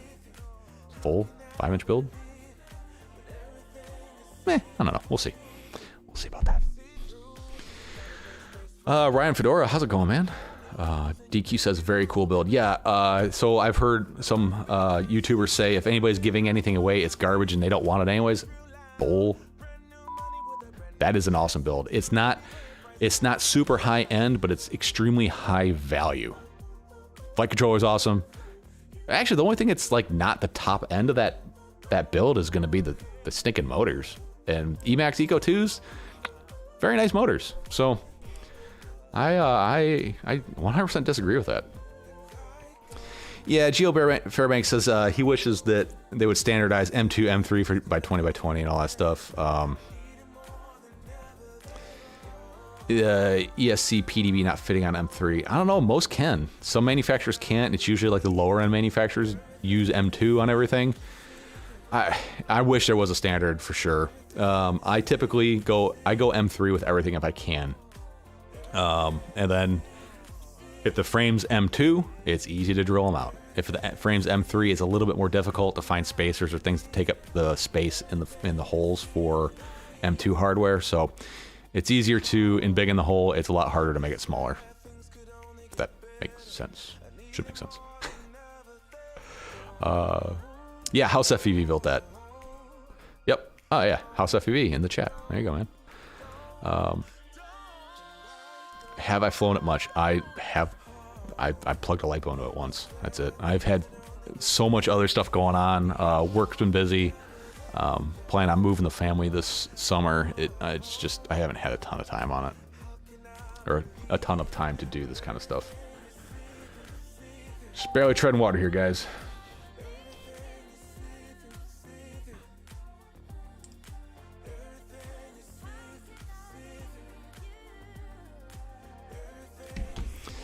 I run Eco and Pulsars, hands down my favorite. On my builds, my race builds, I've been using the 533 motors and the Brother Hobby UC4 2207s. They're probably the lightest motors I've ever found. My acro builds, Emax Eco 2s and the Newbie Drone Flow motors are kind of what I go with. I used to run iFlight Zings, but after using them long enough, I'm realizing that they're pretty darn heavy. They're durable, but they're pretty heavy.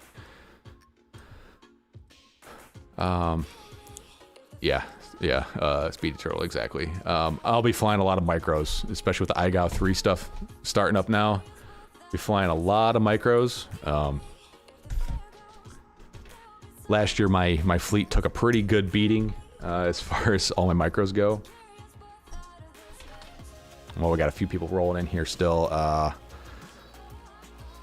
This one here, this is a Beta Light 75. This was a silverware base. This one's, I really like the silverware boards. And then this was my HD rig. It was basically the same frame, but with the guts out of a Mobula 6 HD. Mobula 6 HD was a total pile of junk. My Mob 6 with the 25,000 kV motors. This one is not doing too well. It's getting death rolls. I think it's pretty much done for. Newbie Drone. This one, I can't remember what the hell they call this one, but it's a Newbie Drone. Another Newbie Drone. A brushed Newbie Drone, just for fun. And then the Emax Nanohawk. I got a feeling that the Nanohawk's probably going to be my go-to. It tends to handle acro the best. I think it has to do with the fact that there's very little prop duct or ducting to protect, or it has very little bit of duct to screw up the flight performance. And they just recently did say that this was allowed in iGao 3, but it's pretty minimal as far as protection goes. So I think it took a little bit of voting to get that in, but I think this is probably going to be my go-to because it does tend to fly the best in an acro type environment. It's not the most durable though. Maniac says, how the hell do you bind silverware? I got my whoop with it months ago and it just sits there. It's D8 mode and ACCST 1. Anything other than ACCST 2.0. To bind, there's a bind button. Hold the bind button, plug it in, just like a lot of other stuff. Are you using an Access QX7 Maniac, or is it an old ACCST one? That'd be my question.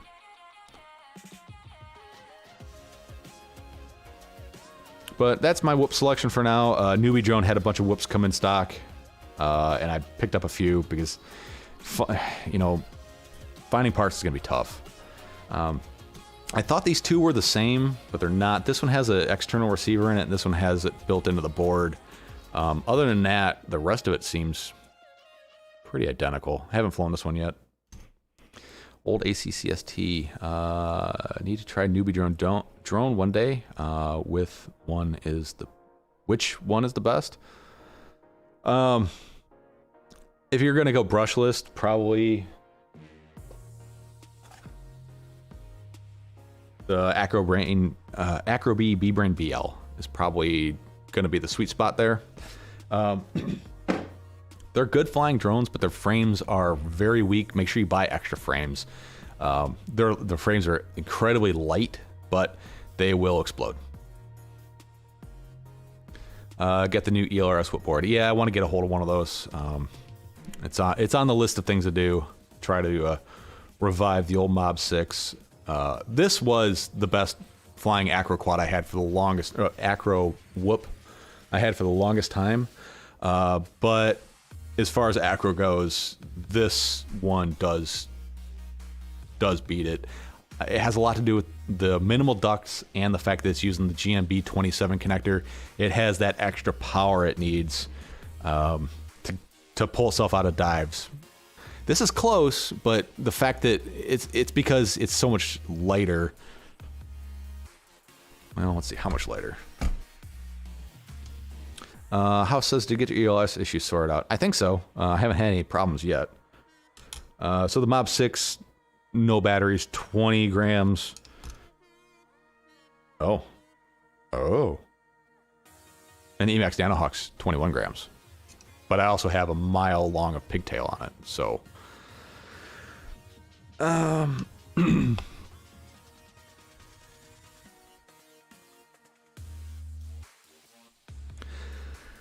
also got Emu Flight on this. It does fly significantly better on Emu Flight than it did on Beta Flight.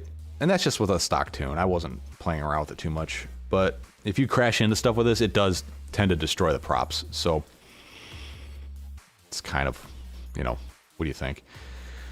Or it's kind of like, what do you want to prefer? But so far my ELS issues are sorted out. I've been building the 2.4 modules. It's kind of a fun little process. Owen Taylor, live stream kudos. Your audio is really good. Appreciate the quality. Another big time FPV YouTuber that does weekly live streams can't seem to figure it out.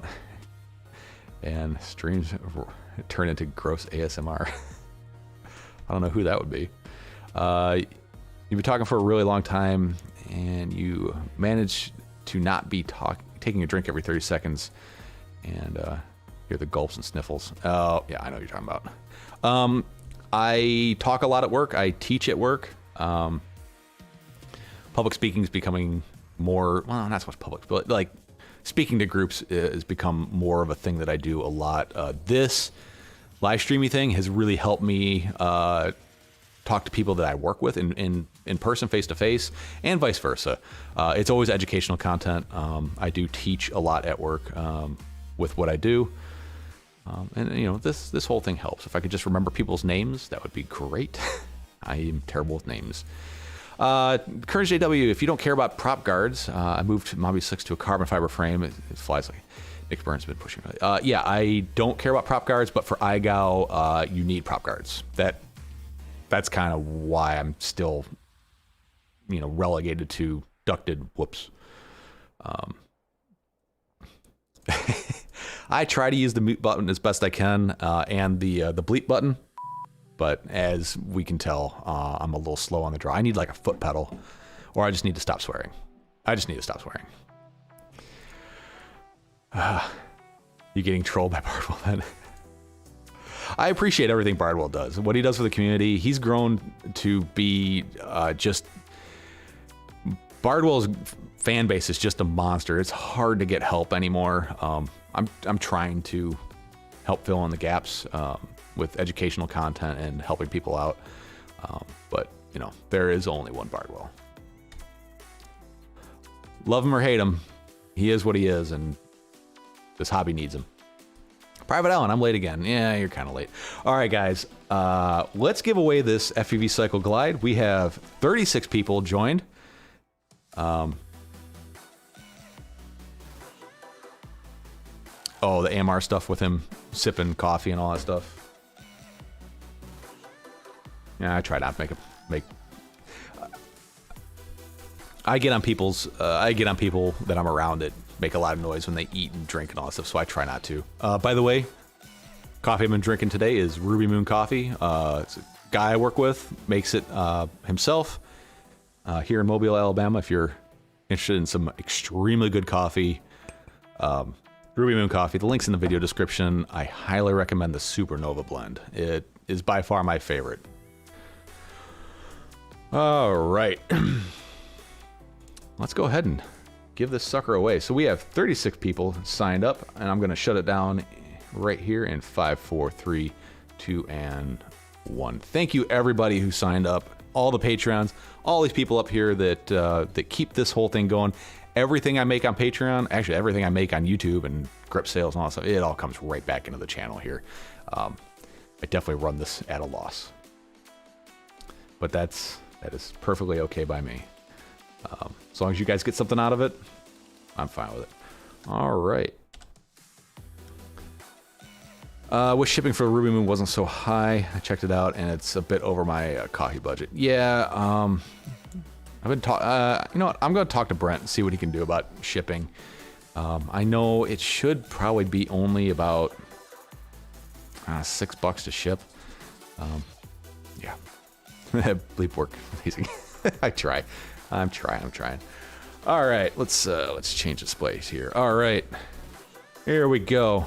Here's everybody who entered in all 36 results.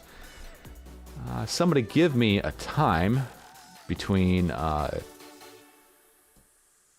and 60 to Pennsylvania. Yeah, I'll talk to him about it. See if. So he's using WooCommerce. It's the same thing I'm using for my website, and they're not very good at doing zip code based shipping estimates. Maniac, first one to give me a time, 55 seconds.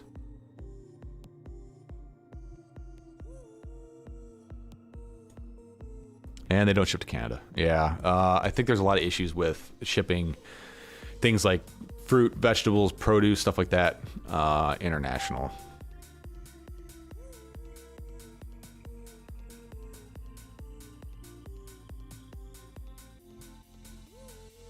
All right, guys. Hopefully everybody's on there. If you're not, please speak up. We have Tyler, Christopher, Nevin from Zanekis. He's the guy that owns FPV Exchange. If you're looking for used or even new FPV gear, he's trying to make it like the Amazon of FPV. Check out FPV Exchange if you haven't. Awesome website, and he's constantly working to improve it. Cody, Aaron, Maniac, Rob Logan Jr., good luck. William McEwen, big winner last time. He's the one that won the 5-inch glide last time. If you win again, that'll be ridiculous. He also won the Super Chat giveaway the same day. Michael Mesa, Toxic FPV, Robbie Stiller, Michael Bergman, Michael Goddard, Michael Daughtry, John Keane, I'm going to butcher everybody's name, Rick Zapata, Scott Walker, Edward Ashley, Ivan, artist formerly known as Ivan, Leslie, Tracy Markham, Tommy, Geo Fairbanks, House FPV, Onan Taylor, Lewis Leston, John P. Larson, Brandon Donnelly, Tony Hernandez, It's Darts, Bob Noxious, Nils, Shernanen, Joel Langford, Daniel Kvist, Jared Wilson, and It's Nick FPV. Fairly Functional. Who are you?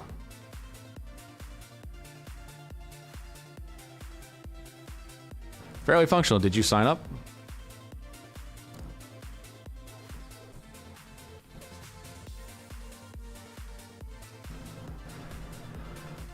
Before we spin this, let's figure out Fairly Functional here. Did you go to Discord, or sorry, did you go to Patreon and sign up and then go through the Google Docs form?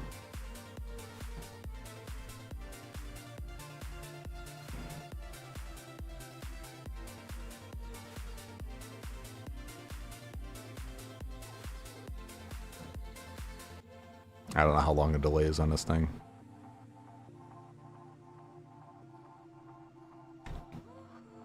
Yes. All right, let's move this over here.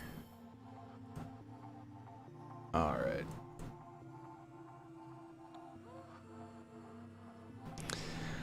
Fairly Functional. I don't know who you are on here. There's 36 people. I grabbed all 36.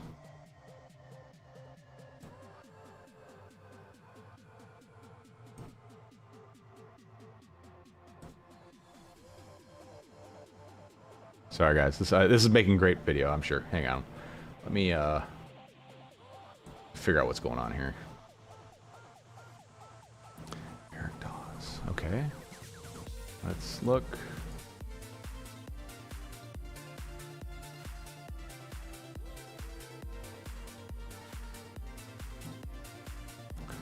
Huh.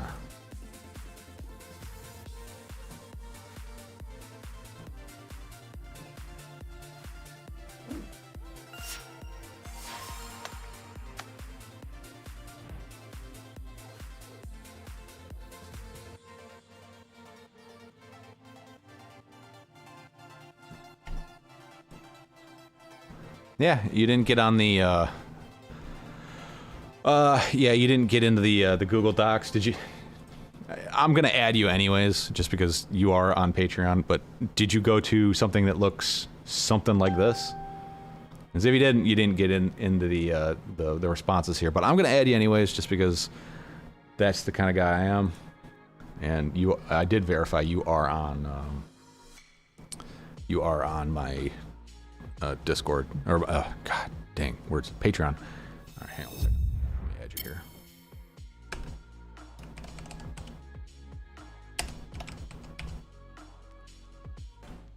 There we go. You're right here, Eric Dawes. All right, guys. With that all taken care of, and I hope you guys that just joined Patreon today. I hope you stick around. ADX something. Can we still join the giveaway? Nope. I just closed it out. But there'll be another one next month. All right, guys. Like I was saying, if you just joined the Patreon today, I hope you stick around. I do this every month. I do a big Patreon giveaway. I'm trying to do these 5-inch ones every other month, depending on availability and how many people have signed up. I got to cover my costs, so if I can't cover it, I got to skip a month. So I definitely have something planned for next month that you guys don't want to miss. All right, folks. Thank you, everybody who's supporting me. Thank you to all these fine folks. If you just joined, I'll add you next week. So here we go. 5, 4, 3, 2, and 1. Thank you so much. Good luck. It's a sarong, not a skirt, maniac. God. I'll be honest. There's times where I'm like, no, that doesn't sound like a bad deal. Oh my God, who picked 55? Jeez. I try to do super chats every week, and then super chat giveaways every week, and then the monthly one will be a Patreon only. No frickin' way. Oh. Whew. Is it gonna be Michael Mesa? Or is it gonna be Toxic? Who's it gonna be? Oh.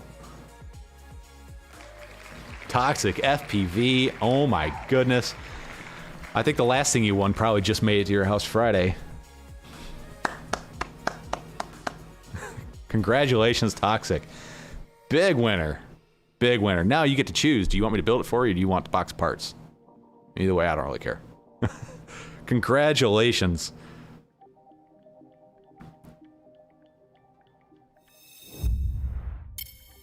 Man, I'm pumped for you. You're gonna love this thing. Congratulations, Toxic. Yeah, he's probably not here, is he?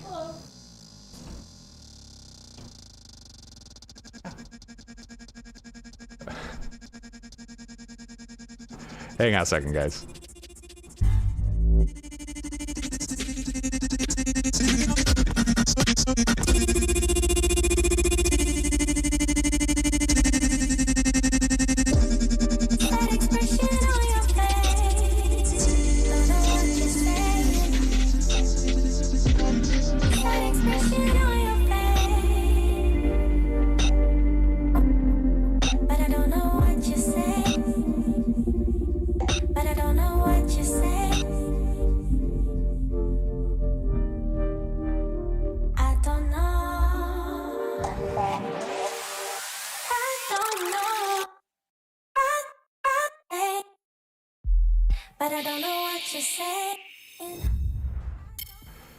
Oh, sorry, guys. Had a visitor.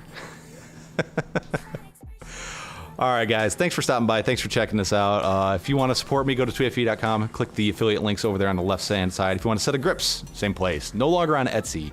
I know I need to go through and change a bunch of video descriptions, but I'm probably just not going to do that. So, tweetfe.com if you want radio grips. I've got Express LRS 2.4 gigahertz modules for sale over there as well. Hand-built. And,